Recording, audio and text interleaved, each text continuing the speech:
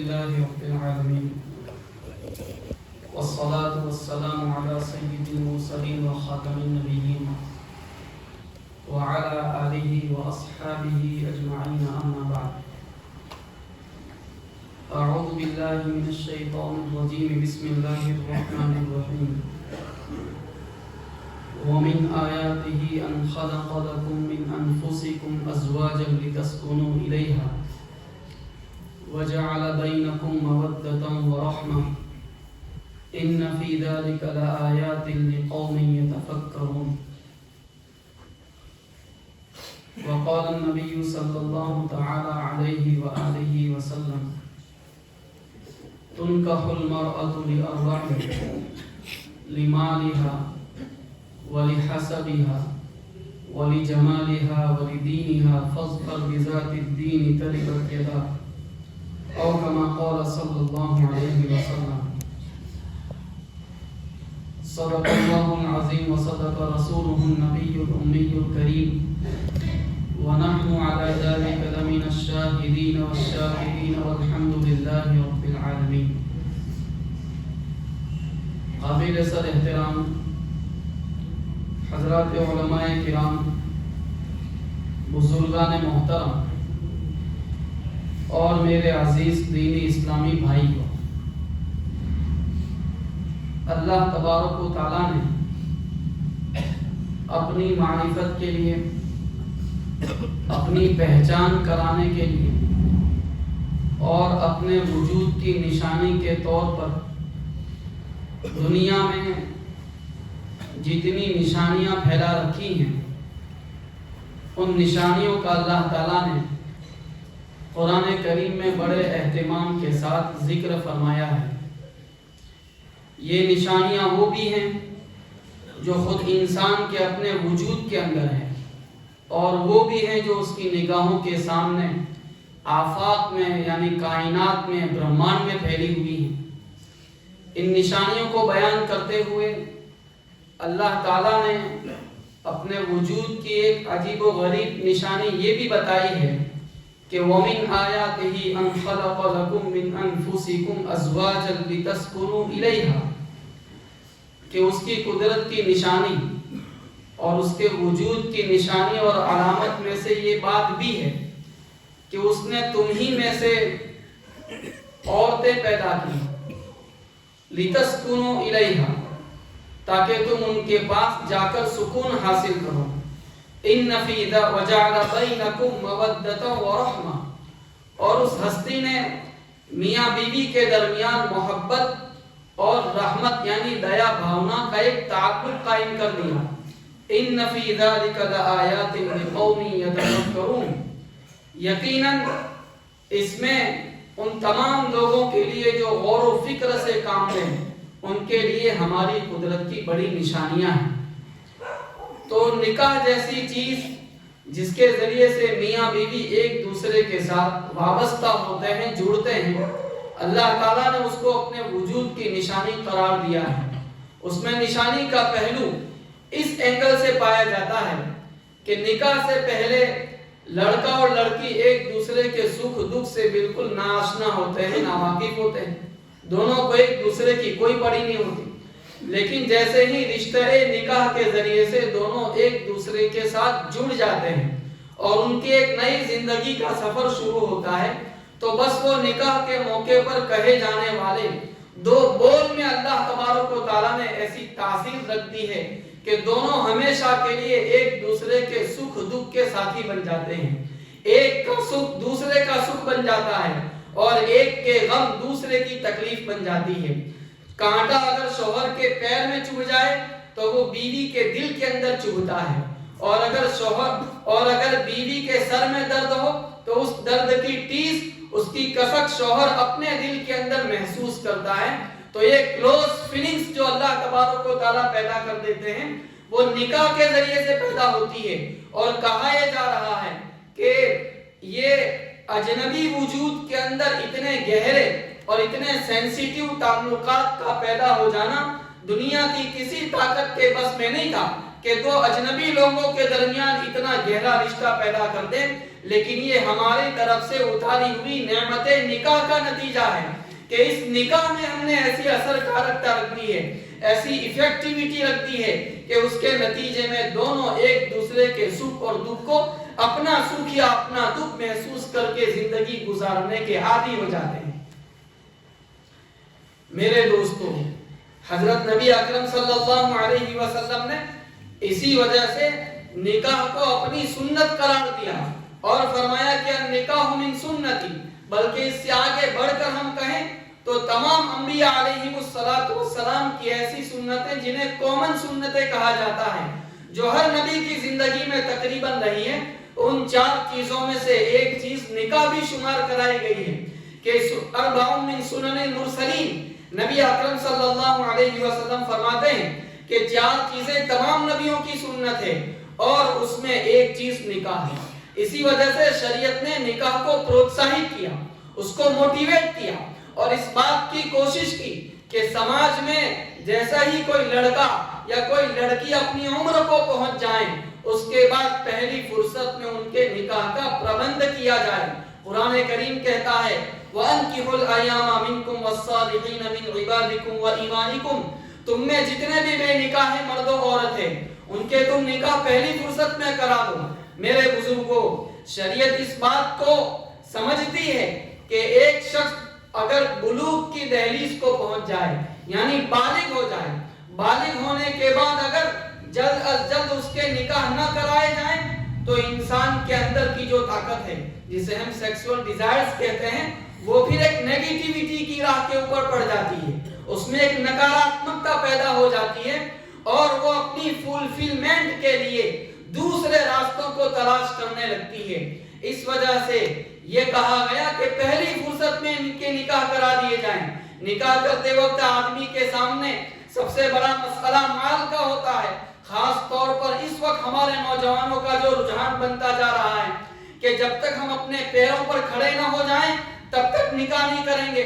اس کی وجہ سے 25 سال، 27 سال، 30 سال، 32 سال، 35 سال تک عمریں چلی جاتی ہے، لیکن وہ بندہ نکاح کرنے پر آمادہ نہیں ہوتا اور اپنے پیروں پر کھڑے ہونے کا انتظار کرتا رہتا ہے۔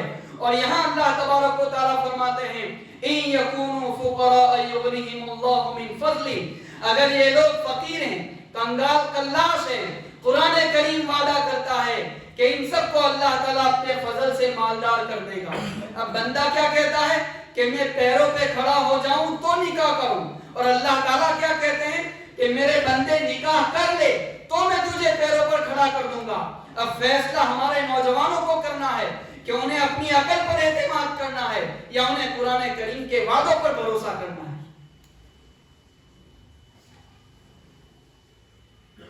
30 سال کی عمر میں، 32 سال کی عمر میں، 35 سال کی عمر میں اگر کوئی شخص نکاح کرتا ہے اور اس کے یہاں فوراً پہلی اولاد آتی ہے اور مان لیجئے کہ لڑکا ہے تو بھی 36 سال کی عمر ہوئی، اب وہ لڑکا 22-23 سال کی عمر میں کمانا شروع کرے گا تو اس کی عمر اس وقت 58 یا 59 سال ہو چکی ہوگی۔ ظاہر ہے کہ تب تک آدمی کو سٹرگل کرتے رہنا پڑے گا، تو پھر آدمی آخرت کی مستقل تیاری کے لیے یکسو کب ہوگا؟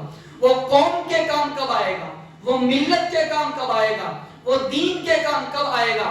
اور کب وہ موت کے بعد کی زندگی کے لیے اپنے آپ کو مکمل طور پر فارغ کر سکے گا؟ تو تاخیر سے نکاح کرنے کا ایک نقصان آدمی کو یہ بھی بھگتنا پڑتا ہے کہ زندگی کا بڑا مرحلہ اس کے لیے اپنی بیسک ضروریات کو پورا کرنے ہی میں خرچ کر دینا پڑتا ہے، اور پھر کبھی کبھی 60، 65، 70 پر پہنچ کر بھی آدمی کو یہ کہنے پر مجبور ہونا پڑتا ہے کہ مجھے تھکنے نہیں دیتا یہ ضرورت کا پہاڑ، میرے بچے مجھے بوڑھا نہیں ہونے دیتے۔ کہ نکاح تاخیر سے کیے ہیں، اولاد ابھی چھوٹی ہے، 65 سال کی عمر میں، 70 ایئر میں بھی آدمی ابھی سٹرگل کر رہا ہے، تو اس وجہ سے زندگی ویل مینج ہونی چاہیے۔ زندگی کو آدمی اس طریقے سے مینج کرے کہ وہ فیملی لائف کے اندر جہاں تک ہو سکے جلدی قدم رکھ دے، تو ہی وہ اپنی باپ کی زندگی میں آخرت کے لیے یا قوم کے لیے، ملت کے لیے یا دین کی مستقل خدمت کے لیے اپنے آپ کو یکسو کر سکے گا۔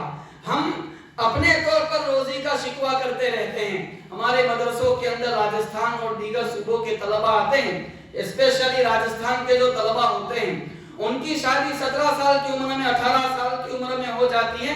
جب وہ فارغ ہوتے ہیں تو 3-4 بچے ان کے ہو چکے ہوتے ہیں اور کبھی کبھی ان کے بچے انہیں لینے کے لیے آتے ہیں کہ آج ابا فارغ ہو چکے ہیں. سوال پیدا ہوتا ہے کہ جو اللہ تبارک و تعالیٰ ان کو اس ریگستانی علاقے کے اندر روزی دے رہا ہے, انہیں کھلا رہا ہے, تو اس ہرے بھرے علاقے کے اندر کیا اللہ تبارک و تعالیٰ اپنے بندوں کو روزی نہیں پہنچا سکتا؟ اس لیے اس غلط مینٹالٹی کو ختم کرنے کی ضرورت ہے کہ جب تک ہم مکمل طور پر اپنے پیروں پر کھڑے نہ ہو جائیں تب تک نکاح نہ کریں. میرے دوستو بات یہ ہے کہ جب تک کوئی شخص نکاح نہیں کرتا, کسی کی ذمہ داری اس کے کندھے پر نہیں آتی, تو وہ آدمی اپنی اکونومک لائف کے سلسلے میں سنجیدہ نہیں ہوتا, اس میں سنسیئرٹی نہیں آتی. لیکن جیسے ہی نکاح کر لیتا ہے آپ محسوس کریں گے کہ اب اس کو احساس ہوتا ہے کہ کسی ایک نئی جان کو میں اپنے گھر پر لایا ہوں, اس کی ذمہ داریاں میرے کاندھے پہ ڈالی گئی ہیں. تو وہی نوجوان جس کو کل تک کوئی جاب نہیں ملتا تھا, اسے 10 جاب اس کا انتظار کر رہے ہوتے ہیں. کل تک جس کو کوئی بزنس نظر نہیں آتا تھا, آج اس 20 بزنس اس کا انتظار کر رہے معلوم ہوتے ہیں. کیوں؟ کیونکہ ذمہ داریاں جب آتی ہے تو آدمی کا ذہن کھلتا ہے, اس کے اندر کی صلاحیتیں اب کام کرنے لگتی ہے, اس کی جو قوت فکریہ ہوتی ہے جس کو ہم ویچارک شکتی کہہ سکتے ہیں وہ کام کرنے لگتی ہے, اور آدمی اپنے آپ کو اس قابل بنا ہی لیتا ہے کہ کچھ نہ کچھ شام کو اپنے گھر لے کر لوٹے. تو شریعت نے یہ کہا کہ بھئی عمر ہو جائے تو پہلی فرصت میں نکاح کرو, اور اس کا تعلق صرف کنواروں سے نہیں ہے بلکہ وہ لوگ جو شادی شدہ ہیں, جن کی طلاق ہو چکی یا جن کے شوہر کا انتقال ہو گیا یا بیوی کا انتقال ہو گیا اور عمر بظاہر زیادہ ہے, ان کے بارے میں بھی شریعت کا رجحان یہ ہے کہ وہ لوگ بھی نکاح کریں. خود نبی اکرم صلی اللہ علیہ وسلم نے 50 سال کی عمر کے بعد اپنے اکثر نکاح کیے ہیں, اس لیے کہ ہوتا یہ ہے کہ کبھی کبھی کسی بیٹی کو طلاق ہو گئی یا شوہر کا انتقال ہو گیا, اب بیچاری اپنے والد کے گھر ہے, اپنے بھائی کے گھر ہے, جہاں پر اسے نوکرانی کی طرح کبھی کبھی زندگی گزارنے پر مجبور ہونا پڑتا ہے, اور 2 وقت کی روٹی کے لیے اسے دن بھر ایک مزدور کی طرح کام کرتے رہنا پڑتا ہے, اور کبھی کبھی اسے اپنی گھر کی عورتوں کے تانے تک سننے پڑتے ہیں.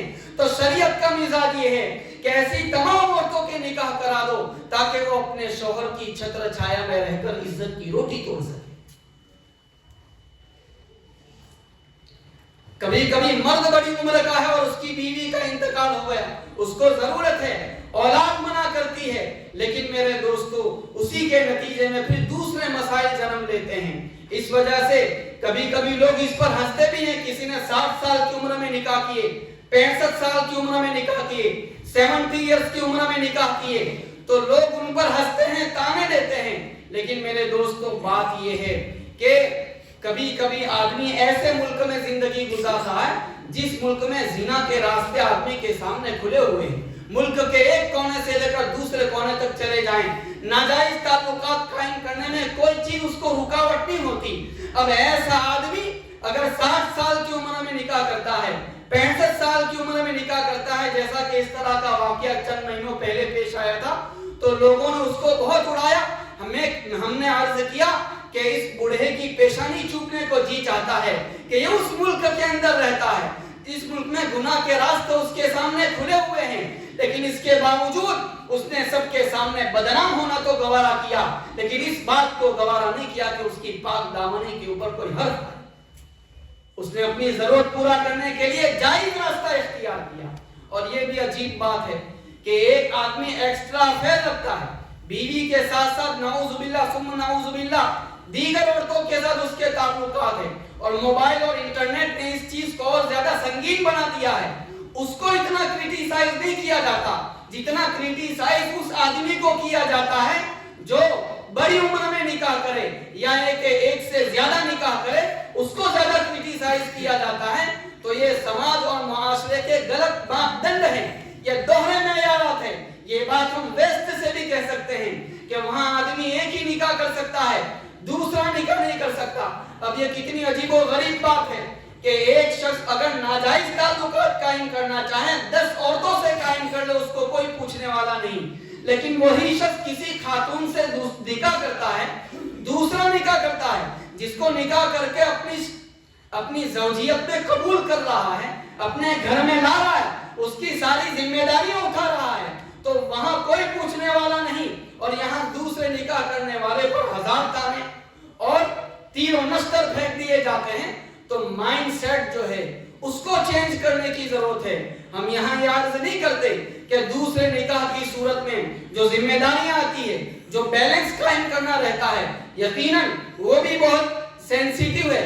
حضرت تھانوی رحمت اللہ علیہ کے یہاں انہوں نے 2 نکاح کیے تھے، تو حضرت تھانوی رحمت اللہ علیہ کے یہاں گھر کے باہر ایک ترازو لگی رہتی تھی، جو بھی چیز ہدیے کے طور پر آتی تھی وہ اس ترازو کے اندر تلتی تھی، اور دونوں چیزیں آدھی آدھی گھر میں پہنچائی جاتی تھی۔ یہاں تک کہ اگر 2 خربوزے کہیں سے آ گئے تو یہ نہیں کیا جاتا تھا کہ ایک تربوز ایک گھر میں دے دیا، دوسرا دوسرے گھر میں دے دیا، نہیں، حضرت کہتے تھے کہ ہمیں کیا پتا کون سا میٹھا ہے کون سا میٹھا نہیں ہے، تو دونوں کو کاٹا جاتا تھا اور دونوں میں سے آدھا آدھا حصہ ایک ایک گھر میں پہنچایا جاتا تھا۔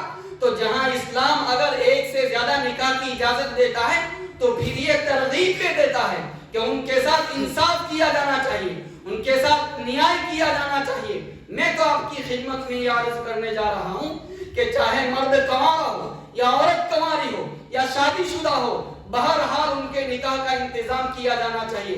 ہمارے برادران وطن کے یہاں آج بھی یہ صورتحال پائی جاتی ہے کہ وہاں پر اگر کسی عورت کو طلاق ہو گئی یا اس کے شوہر کا انتقال ہو گیا تو اس عورت کے دوسرے نکاح کو بہت برا سمجھا جاتا ہے۔ ہمارے استاد محترم خالد سیف اللہ صاحب، وہ اپنی والدہ کے علاج کے لیے کسی ہاسپٹل کے اندر رکے ہوئے تھے۔ جس ہسپتال میں ان کی والدہ کو رکھا گیا تھا، پڑوس کے اندر ایک نان مسلم لڑکا تھا جس کا علاج چل رہا تھا۔ وہ لڑکا ایکسپائر ہو گیا۔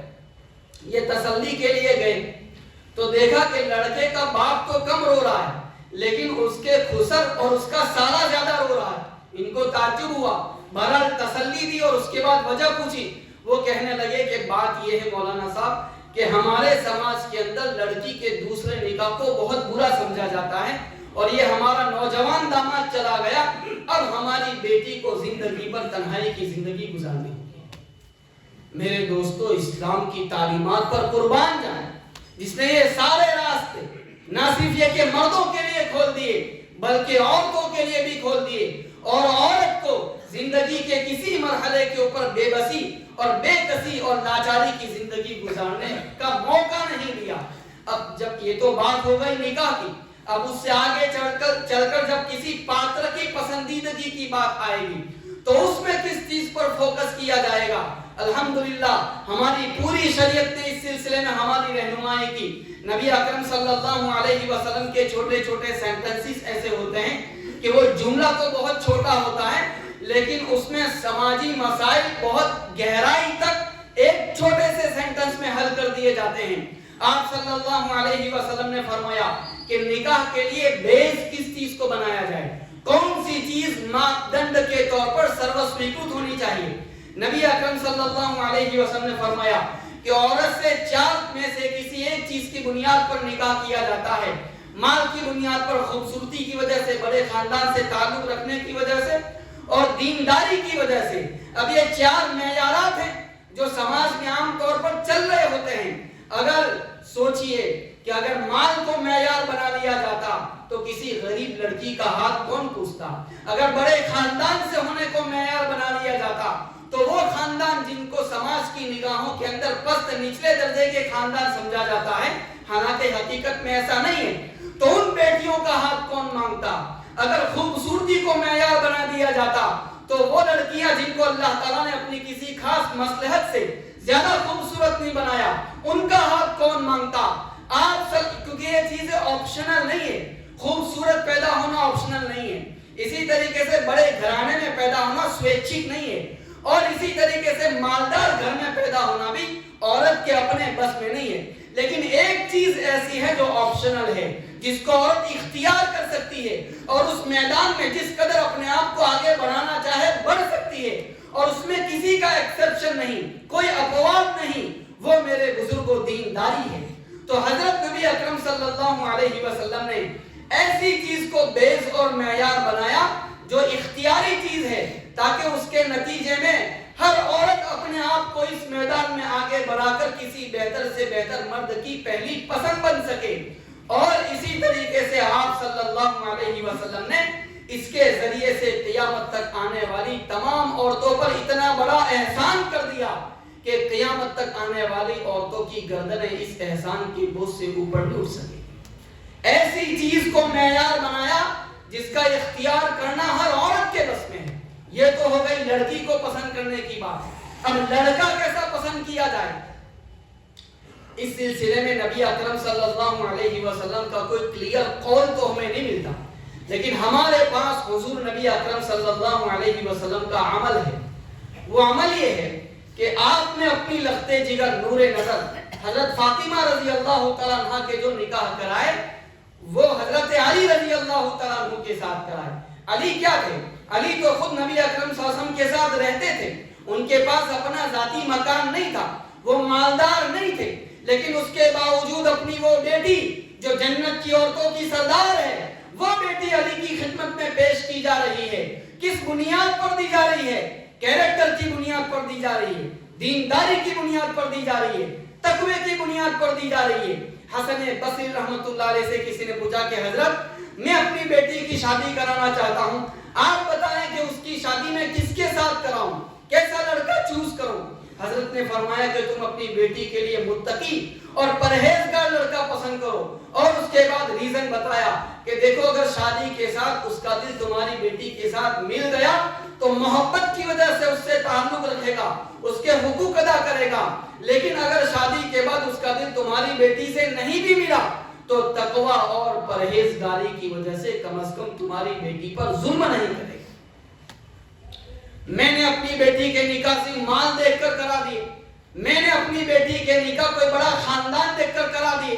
اب اس کے بعد ہوا ہے کہ اس کے اندر مال کا خمار سوار ہے اور وہ اپنے مال کو ضائع کرنے کے لیے، بے تحاشا خرچ کرنے کے لیے رات رات باہر رہتا ہے، نعوذ باللہ ایکسٹرا تعلقات قائم کرتا ہے. تو اس کے مال نے میری بیٹی کو کیا نفع دیا؟ اس کے بڑے خاندان سے تعلق رکھنے نے میری بیٹی کو کیا فائدہ پہنچایا؟ میں نے تو اپنی بیٹی کی دنیا کو جہنم کے حوالے کر دی. اس لیے بیس کیا ہو؟ دونوں طرف سے بیس دینداری ہو. اور اگر یہ ماپدنڈ سرو سویکرت بن جائے تو اس صورت میں آپ دیکھیں گے کہ عورتیں اپنے آپ کو شادیوں میں خوبصورت بتانے اور جتانے کے لیے یہ بیوٹی پارلر کا رخ نہیں کرے گی، بلکہ وہ پردے کے اندر رہے گی تاکہ ہماری دینداری سب کے سامنے آئے اور کل ہو کر ہمارے گھر کسی کا رشتہ آئے. یعنی دینداری کی ایک لہر صرف اور صرف اس ماپدنڈ کو ایکسپٹ کرنے میں خود بخود سماج میں پیدا ہوتی چلی جائے گی. میرے بزرگوں، اس کے بعد اگلا مرحلہ ہے کہ لڑکے اور لڑکی کے لیے ماپدنڈ تو یہ ہو. اب جب آدمی نکاح کرنے کی طرف متوجہ ہوگا، نکاح کرنے جا رہا ہے، تو اس پروسیس کو کیسے گزارا جائے؟ نبی اکرم صلی اللہ علیہ وسلم نے اس سے بھی الحمدللہ ہم سب کو محروم نہیں رکھا. اس بات میں کوئی شک نہیں ہے کہ نکاح کا موقع شادی کا موقع ہوتا ہے، خوشی کا موقع ہوتا ہے. شادی کے معنی ہی خوشی کے ہیں. اور کبھی کبھی یہ موقع زندگی میں کسی خاندان میں ایک ہی مرتبہ پیش آتے ہیں کہ لڑکی ایک ہے یا لڑکا ایک ہے، تو آدمی خوشی کا اظہار چاہتا ہے. اس خوشی کے اظہار کو شریعت نے قبول بھی کیا، گوارا بھی کیا، لیکن بس یہ پابندی لگائی کہ یہ سارا کا سارا اظہار شریعت کے حدود اور شریعت کے دائرے اور اس کے سرکل میں ہونا چاہیے.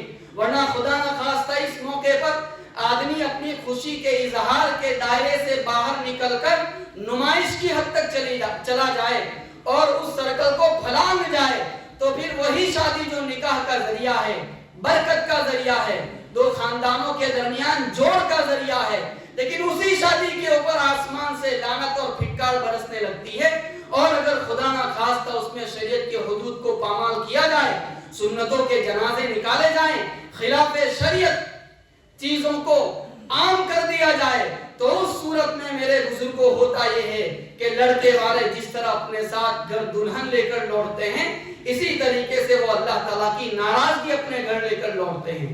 لڑکی والے دلہن کو رخصت کرتے ہیں، اس کے ساتھ ساتھ بزرگ کی سنتوں کا جنازہ بھی اس گھر سے رخصت ہو جاتا ہے. میرے دوستوں، میں آپ کی خدمت میں کیا عرض کروں کہ کس انداز کے حالات ہیں. جو اس طرح کی شہ خرچیوں کے نتیجے میں پیدا ہوئے. باپ بیٹی کو رخصت کر رہا ہے اور بیٹی سے کہتا ہے کہ میری بیٹی جس طریقے سے آج اس گھر میں تیرا آخری دن ہے اسی طریقے سے تیرے باپ کا بھی آج اس گھر میں آخری دن ہے. بیٹی تعجب کی نگاہوں سے باپ کو تکتی ہے کہ اب باپ کہہ کیا رہے ہیں. باپ کہتا ہے کہ میری بیٹی تیرے جہیز کا سامان تیار کرنے کے لیے تیرے باپ کو یہ گھر بیچ دینا پڑا ہے. اب جب کبھی تو آئے گی تو کسی کرائے کے مکان میں ٹھہرے گی. آج تیرے ساتھ تیرا باپ بھی اس گھر سے رخصت ہو کے جا. نقشوں کو تم نہ جانچو لوگوں سے مل کے دیکھو کیا چیز جی رہی ہے کیا چیز مر. ہماری فضول خرچیوں نے سماج کو کس سطح پر لا کر کھڑا کر دی. ایک صاحب نے حضرت مفکر اسلام رحمۃ اللہ علیہ مولانا علی میاں صاحب کو خط لکھا. اس وقت حضرت پسند بورڈ کے صدر تھے. اس نے لکھا کہ حضرت میری 4 بیٹیاں ہیں. میں جس علاقے کے اندر رہتا ہوں وہاں ایک بیٹی کی شادی کرانا غریب آدمی کے لیے آسان نہیں ہے. سماج ایسا بنا دیا گیا ہے ایک بیٹی ہوتی میں ادھار سدھار کر کے اس کے نکاح کرا دیتا. میری 4 بیٹیاں ہیں اور بیٹیوں کی بڑھتی ہوئی جوانی مجھ سے دیکھی نہیں جاتی. میں جانتا ہوں کہ اسلام میں سوسائڈ کرنا حرام ہے لیکن میں نہ اپنی بیٹیوں کی شادی کرا سکتا ہوں اور نہ میں ان کی بڑھتی ہوئی جوانی دیکھ سکتا ہوں. آپ مجھے اجازت دے کہ میں خودکشی کروں. یہ رسم و رواج ہے جس کی بیڑیوں کے اندر پورا سماج جکڑا ہوا ہے کرا رہا ہے. گھر بک جاتے ہیں سودی لون لینی پڑتی ہے. فیملیاں راستے پہ آ جاتی ہیں. نسلیں اس قرض کو چکاتی رہتی ہے لیکن ختم ہونے کا نام نہیں لیتا. اس لیے اگر غریب اگر اپنی شادی سادگی کے ساتھ کرنا چاہے بڑی بات نہیں ہے لیکن یہ تو مالداروں کا کام ہے کہ کوئی مرد مجاہد ہو جو میدان میں آئے اور کہے کہ میں اپنی بیٹی کی شادی میں لاکھوں روپے بہا سکتا ہوں. کوئی کہے کہ میں اپنے بیٹے کی شادی میں لاکھوں روپے پانی کی طرح خرچ کر سکتا ہوں لیکن میں میدان میں آتا ہوں اور میں عملی تصویر پیش کرتا ہوں اور اپنے بیٹے بیٹی کی شادی انتہائی سادگی کے ساتھ کراتا ہوں. یوں ایک کو دیکھ کر دوسرے کو توفیق ہوگی, دوسرے کو دیکھ کر تیسرے کو توفیق ہوگی اور یوں چراغ سے چراغ جلتا چلا جائے گا اور چند سالوں کے اندر ہم اس پورے سماج کو رسم و رواج کی ان بیڑیوں سے آزاد کرا سکیں گے جس میں یہ پورا سماج سیسک رہا ہے, کرا رہا ہے, تڑپ رہا ہے. میرے دوستو, ملت کے کیسے کیسے پروجیکٹ ہیں, قوم کے کیسے کیسے کام ہیں جو اٹکے ہوئے ہیں, جن کی حیثیت ملت کے لیے ریڑھ کی ہڈی کی ہے, لیکن کس طرح ایک نان پروڈکٹیو چیزوں کے اندر ملت کے پیسے کا ایک بہت بڑا حصہ خرچ ہو رہا ہے. یہ تو شادی کے متعلق سادگی کی بات ہو گئی. اب اس کے بعد کا جو سٹیج ہے کہ شادی ہو گئی, اب نکاح کرنے کے بعد شریعت یہ چاہتی ہے کہ نکاح سے پہلے تو آدمی یہ کہتا ہے کہ بھائی میں چاند تارے تمہارے ہاتھوں میں لا کر سجا دوں گا, لیکن شریعت یہ کہتی ہے کہ نکاح سے پہلے یہ سارے دعوے کرنا آسان ہے لیکن نکاح سے پہلے کے دعووں کا اعتبار نہیں ہے. اب جب نکاح کے ذریعے سے جڑ گئے اب اس کو نبھا کر دکھاؤ.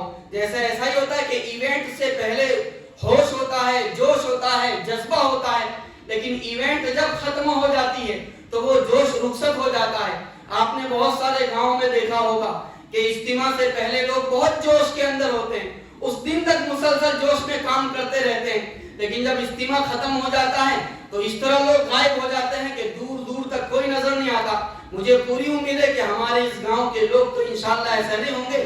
یہ سب سنجیدہ نوجوان ہیں, غیرت مند نوجوان ہیں. جس طریقے سے اجتماع سے پہلے انہوں نے اجتماع کے کاموں کے ساتھ انصاف کیا, نیاز کیا, اسی طریقے سے اجتماع کے بعد بھی جو کچھ کام رہ گئے ہوں گے یہ خوش اسلوبی کے ساتھ, سلیقے کے ساتھ انشاءاللہ اس کو نبھا رہے ہوں گے. یہ جوان ایسے جوان نہیں ہیں جو بیچ راستے سے اپنے بڑوں کو چھوڑ کر چلے جائیں اور اس کے بعد کی ایونٹ ان کے حوالے کر دیں. انشاءاللہ یہ سب سنجیدہ لوگوں کا طبقہ ہے. اللہ کی ذات سے امید ہے کہ جب تک وہاں آخری کام بھی ختم نہ ہو جائے تب تک ہمارے جوان اس میدان کے اندر انشاءاللہ کھڑے رہیں گے. خیر, میں تو یہ عرض کرنے جا رہا تھا کہ اصل جو ذمہ داریاں ہوتی ہیں وہ تو شادی کے بعد شروع ہوتی ہے اور یہ بھی بہت دلچسپ موضوع ہے, لیکن اب ہمارا وقت ختم ہو گیا. اللہ تعالیٰ نے کبھی موقع دیا تو اس پر تفصیل کے ساتھ کچھ عرض کرنے کی کوشش کی جائے گی. آج کی مجلس کا بیسک میسج جو آپ کی خدمت میں عرض کرنا ہے وہ یہ ہے کہ جو نکاح کی عمر کو پہنچ گئے پہلی فرصت میں اپنے نکاح کا انتظام کریں. آپ کے پاس مال نہیں ہے، خدا کے وعدوں پر یقین کریں، وہ آپ کو مالدار کر دے گا. اور دوسری بات یہ ہے کہ شادی کے اس پروسیس کو انتہائی سادگی کے ساتھ گزارا جائے. اللہ تعالی ہم سب کو اس کی توفیق عطا فرمائے. آمین یا رب العالمین. وآخر دعوانا الحمدللہ.